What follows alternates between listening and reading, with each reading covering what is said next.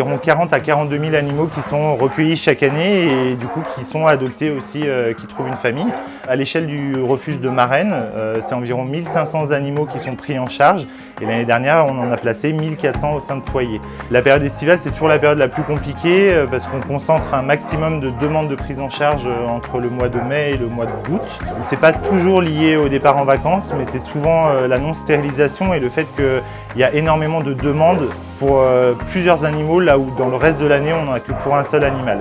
C'est-à-dire qu'au mois de juin, la demande de prise en charge, c'est pas pour un seul chat, mais c'est généralement pour une chatte avec une portée de 5 chatons. Et donc du coup, ça veut dire 6 fois plus de place, 6 fois plus d'actes vétérinaires et 6 fois plus de familles à trouver pour qu'ils puissent passer une belle vie auprès de nouvelles familles.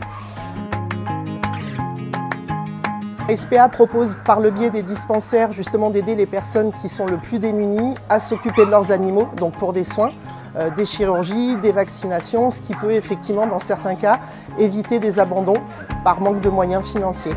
On a vraiment un rôle d'écoute et de conseil. L'abandon sauvage, c'est un délit qui est puni par la loi, du coup, ça peut aller jusqu'à 3 ans d'emprisonnement et 45 000 € d'amende. C'est vraiment important de toujours se rapprocher d'une structure ou d'une association ou d'une entité qui est en mesure de prendre en charge l'animal parce que le chat n'est pas un animal sauvage qui peut se nourrir de petites bêtes et de baies dans la nature.